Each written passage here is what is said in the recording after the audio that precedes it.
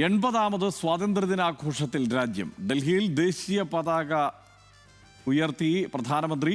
ചരിത്രത്തിൽ ആദ്യമായി ചെങ്കോട്ടയിൽ വന്ദേമാതരം മുഴങ്ങി. ചെങ്കോട്ടയിൽ വന്ദേമാതരം മുഴങ്ങിയത് ചരിത്ര നിമിഷമെന്ന് പ്രധാനമന്ത്രി. 2047 ഇന്ത്യ 100ാം സ്വാതന്ത്ര്യദിനാഘോഷം നടത്തുമ്പോൾ വികസിത രാജ്യമാക്കി മാറ്റുന്നതാണ് ലക്ഷ്യമെന്ന് പ്രധാനമന്ത്രി പറഞ്ഞു.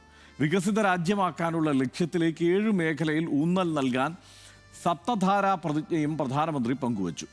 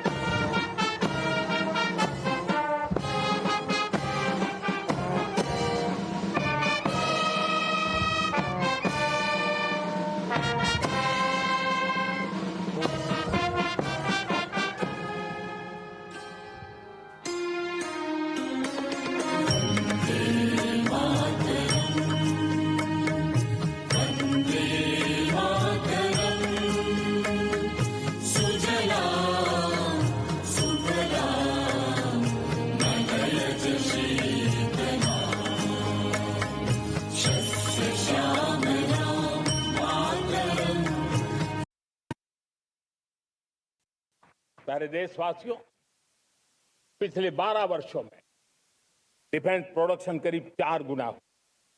खादी और ग्रामोद्योग का उत्पादन करीब 5 गुना हुआ। इलेक्ट्रॉनिक मैन्युफैक्चरिंग करीब 7 गुना बढ़ा। आधुनिक रेलवे कोच का निर्माण 21 गुना बढ़ा। मोबाइल फोन उत्पादन 33 गुना बढ़ा। इतना ही नहीं, आधुनिक युग को देकर के भी डिजिटल और इनोवेशन की दुनिया में भी हमने अपना परचम लहराया। डिजिटल ट्रांजैक्शन 100 गुना बढ़े। हर साल औसतन 6 गुनी ज्यादा रफ्तार से लोगों को गैस कनेक्शन दिए। हर साल 4 गुनी रफ्तार से गरीबों के लिए टॉयलेट बनाने का काम किया। हर साल 3 गुना ज्यादा तेजी से गरीबों को घर देने का काम किया। हमने पब्लिक ट्रांसपोर्ट को ताकत दी। जिस स्पीड से काम, जिस स्केल पर काम किया, ये सब, ये रफ्तार, ये विस्तार, ये अचीवमेंट आजादी के बाद पहली बार पिछले 1 दशक ने देखा है. രാജ്യത്തിന്റെ മുന്നോട്ടുള്ള കുതിപ്പിന് യുവാക്കൾ നിർണായക പങ്കുവഹിക്കുന്നുണ്ടെന്ന് പ്രധാനമന്ത്രി. യുവാക്കളെ ഒപ്പം നിർത്തി മുന്നോട്ടു പോകും. രാജ്യത്തിന്റെ പ്രഥമ പരിഗണന യുവാക്കൾക്കാണ്. 1 കോടി യുവാക്കൾക്ക് സൗജന്യ AI പരിശീലനം നൽകും. നീറ്റ് അടക്കമുള്ള പരീക്ഷകൾക്ക് സൗജന്യ പരിശീലനം ലഭ്യമാക്കുമെന്നും പ്രധാനമന്ത്രി പറഞ്ഞു. हमारी गति नहीं रुक सकती है. हमारी दिशा तय हो चुकी है. हमें प्राप्त करके रहना है और इसके लिए हमें अपना वर्क कल्चर बदलना होगा. हमारे वर्क कल्चर को बदलते हुए हमें हमारी सोच को भी बदलना होगा. हमें हमारे काम की गति को भी बदलना होगा.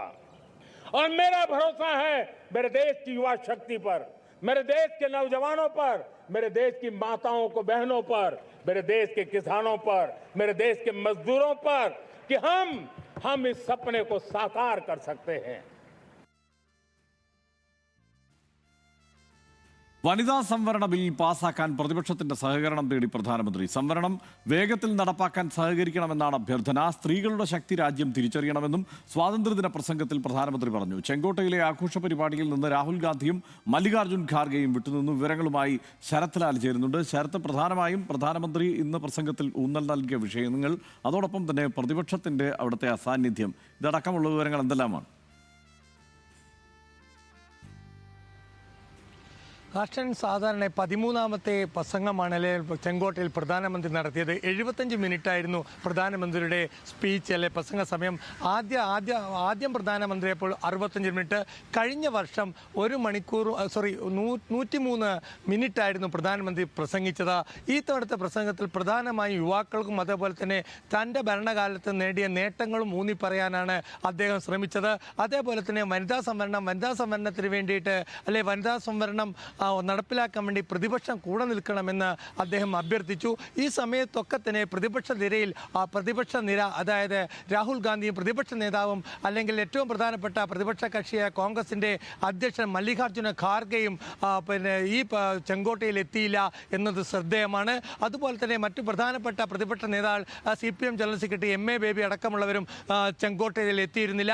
ഇവരൊക്കെ തന്നെ അതായത് തങ്ങളുടെ ഓഫീസുകളിൽ ഇപ്പോൾ മല്ലികാർജ്ജുന ഖാർഗെ പുതിയ AICC ആസ്ഥാനമായ ഇന്ദിരാ ഭവനിൽ പതാക ഉയർത്തി. അതേപോലെ തന്നെ CPM ജനറൽ സെക്രട്ടറി AK ജിമിൽ പതാക ഉയർത്തും 10 മണിക്ക്. ഇതൊക്കെ കാണുമ്പോൾ തന്നെ പ്രതിപക്ഷത്തെ കടന്ന് ആക്രമിച്ചില്ലെങ്കിൽ പോലും പ്രതിപക്ഷത്തിനെ അല്ലെങ്കിൽ UPA ഭരണകാലത്തെ കാര്യങ്ങൾ എടുത്തു പറയുന്നതിൽ പ്രധാനമന്ത്രി വിട്ടുവീഴ്ച ചെയ്തില്ല എന്ന് നമുക്ക് കാണേണ്ടി വരും. ഈ പ്രാവശ്യത്തെ ഏറ്റവും പ്രധാനം യുവാക്കൾക്കാണ്. അതുപോലെ തന്നെ 100 വർഷം സ്വാതന്ത്ര്യം ലഭിച്ച് 100 വർഷം അതായത് 2047 ഇന്ത്യ വികസിത ഭാരതമാകും. അതിൽ ഏറ്റവും പ്രധാനപ്പെട്ട പോരാളികൾ യുവാക്കളാണ് എന്നുള്ളതാണ്. അതേപോലെ തന്നെ ഡിഫൻസ് രംഗത്ത് സ്വയം പര്യാപ്തത വേണം. ആ കാര്യം പ്രത്യേകം ഊന്നൽ ഈ തവണ പറഞ്ഞിട്ടുണ്ട്. അതുപോലെ മറ്റൊരു പ്രധാന കാര്യം ഈ പ്രസംഗത്തിനിടയിലുള്ള വളരെ പ്രധാനപ്പെട്ട കാര്യം അദ്ദേഹം വ്യക്തമാക്കിയിട്ടുണ്ട്. ഡിഫൻസ് അതായത് സിവിൽ ഡിഫൻസ് ഫോഴ്സ് രൂപീകരിക്കുമെന്നാണ്. ഗ്രാമങ്ങളിലടക്കം സിവിൽ ഡിഫൻസ് ഫോഴ്സ് രൂപീകരിക്കും. അതേപോലെ തന്നെ 2035 ഒളിമ്പിക്സിൽ അതിൽ ഇന്ത്യ മെഡൽ നേടാൻ വേണ്ടി ഇപ്പോൾ തന്നെ കർമ്മ പരിപാടിക്ക് രൂപം നൽകും. ഗ്രാമങ്ങളിൽ ടാലന്റ് ഹണ്ട് നടത്തും. അതേപോലെ തന്നെ ബാങ്കിങ് മറ്റു മേഖലകളിലൊക്കെ തന്നെ അടുത്ത 500 വലിയ ലോകത്തുള്ള 500 കമ്പനികളിൽ 50 കമ്പനികൾ 5ാം സ്ഥാനത്ത് 50 കമ്പനികൾ ഇന്ത്യൻ കമ്പനികൾ ഉണ്ടായിരിക്കണം എന്ന ഒരു നിർദ്ദേശം കൂടി പ്രധാനമന്ത്രി മുന്നിൽ വെച്ചിട്ടുണ്ട്. അതായത് ഫാർമ രംഗത്ത് 5 കമ്പനികൾ എടുക്കുമ്പോൾ അതിലൊന്ന് ഇന്ത്യൻ കമ്പനി ആയിരിക്കണം എന്നാണ് അദ്ദേഹം ആവശ്യപ്പെട്ടത്. ഇതേപോലെ ബഹുമുഖമായ ഒരു വികസനത്തിൻ്റെ ഒരു പാതയാണ് തൻ്റെ പ്രസംഗത്തിൽ അദ്ദേഹം ചൂണ്ടിക്കാണിച്ചത്. ഏതായാലും പ്രതിപക്ഷത്തിന് അതേപോലത്തെ ഏറ്റവും പ്രധാനപ്പെട്ട പ്രശ്നം ഈ യുവാക്കളുടെ സമരമൊക്കെ നടക്കുമ്പോൾ തന്നെ അദ്ദേഹം പറഞ്ഞൊരു കാര്യമുണ്ട്. ഇന്ത്യയിലെ നക്സൽ പ്രസ്ഥാനം അന്ത്യശ്വാസം വലിക്കുകയാണ്. പിന്നെ NDA സർക്കാർ വന്നതിന് ശേഷം നക്സൽ യുഗത്തിന് അന്ത്യം കുറിച്ചു കഴിഞ്ഞു. ലക്ഷക്കണക്കിന് യുവാക്കളാണ് നക്സലിസത്തിൻ്റെ പേരിൽ ഭാവി നഷ്ടപ്പെട്ടത്. അത് ഇനി ഉണ്ടാകില്ല. അതേപോലെ തന്നെ യുദ്ധത്തിൽ കൊല്ലപ്പെട്ട സൈനികരെക്കാൾ കൂടുതൽ സുരക്ഷാ ഭടന്മാർ നക്സൽ ആക്രമണത്തിൽ കൊല്ലപ്പെട്ടിട്ടുണ്ട്. അതിനൊരു അറുതി വരുത്താൻ കഴിഞ്ഞു. പക്ഷേ അതിന് അർബൻ നക്സലേറ്റുകൾ നഗരങ്ങളിലുണ്ട്. അവർ ഇനിയും സജീവമാണ്. അവരെ കരുതിയിരിക്കുക എന്നൊരു ആഹ്വാനം കൂടി നടത്തിയിട്ടുണ്ട്. അതേ വിദ്യാർത്ഥികളുടെ സമരവും കർഷക സമരവും ഒക്കെ മുന്നിൽ കണ്ടുള്ള ഒരു മുന്നറിയിപ്പായിട്ട് നമുക്കതിനെ കണക്കാക്കേണ്ടി വരും.